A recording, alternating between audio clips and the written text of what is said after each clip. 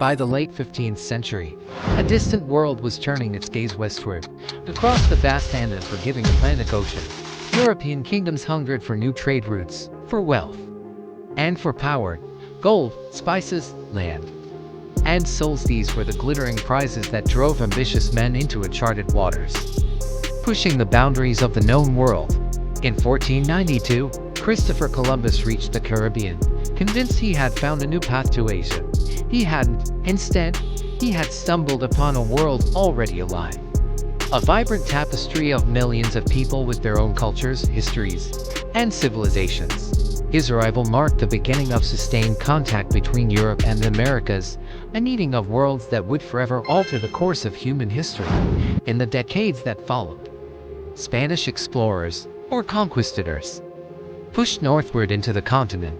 Hernando de Soto marched his army through the southeastern lands of the Mississippian world. He encountered bustling cities, extensive farmlands, and complex societies that defied every European expectation of a new world. Far to the west, Francisco Vázquez de Coronado led massive expeditions across the sweeping landscapes of the Southwest. He was searching for the fabled seven cities of gold, legendary metropolises that were never found. His quest for riches ended in failure, but he left behind a trail of devastation and a legacy of conflict. The French, arriving later, chose a different path. They followed the continent's great liquid highways, the St. Lawrence and Mississippi rivers deep into the heart of North America.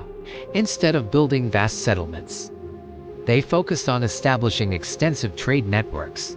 They bartered for valuable furs with numerous native nations, forming intricate alliances that fundamentally reshaped the balance of power across the interior. These relationships were often complex, built on mutual benefit but also fraught with misunderstanding and competition. Meanwhile, the Dutch sailed up the river that would one day bear their captain's name, the Hudson. They established the settlement of New Amsterdam on the island of Manhattan, a diverse and commercially driven trading hub that welcomed people from all corners of the globe. This small Dutch port would eventually grow into one of the most famous cities in the world, New York City. And then, in 1607, the English finally gained a foothold. They established Jamestown, Virginia, the first permanent English colony in North America. It was a fragile and desperate beginning. The settlement was plagued by starvation, rampant disease, and constant draining conflict. The colonists' very survival depended not just on their own grim persistence, but on an uneasy and often strained cooperation with the powerful Powhatan Confederacy. This delicate cooperation, however, would soon crumble into a cycle of mistrust, betrayal, and escalating violence.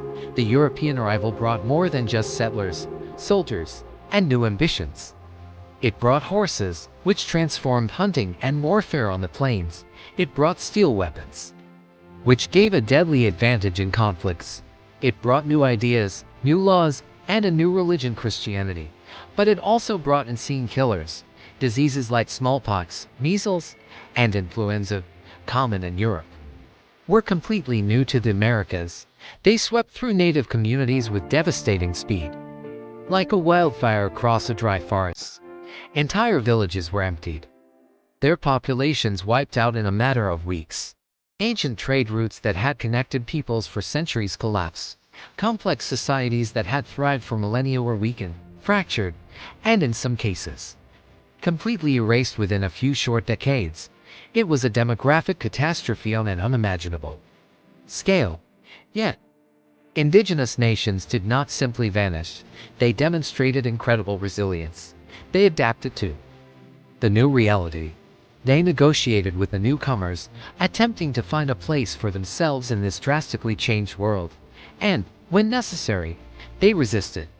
Some nations formed strategic alliances with European powers, cleverly playing one empire against another to defend their lands or gain an advantage over their traditional rivals. Others fought fiercely and courageously to preserve their independence and way of life against the relentless tide of colonial expansion. The continent became a contested space, not an empty frontier waiting to be claimed, but a complex battleground of cultures, ambitions, and sheer will to survive. As the European colonies slowly but surely expanded, New lines were drawn not just on maps, but across the land and through people's lives. Ancient forests were cleared for farms and timber. Rivers were claimed, their resources exploited. Treaties were signed with solemn promises. And just as often, they were broken. The balance of power began to shift decisively. By the early 1700s, the Atlantic coast of North America had transformed into a complex patchwork of competing empires and native nations. The British, the French, the Spanish, and the Dutch all vied for control of a land that was never truly theirs to take. This collision of worlds, violent, creative, and transformative, was forging something new. From the crucible of conflict, trade, and cultural exchange, a new society began to form, a society that would eventually give rise to a nation unlike any the world had seen before. The story of this new world was just beginning. Thanks for watching.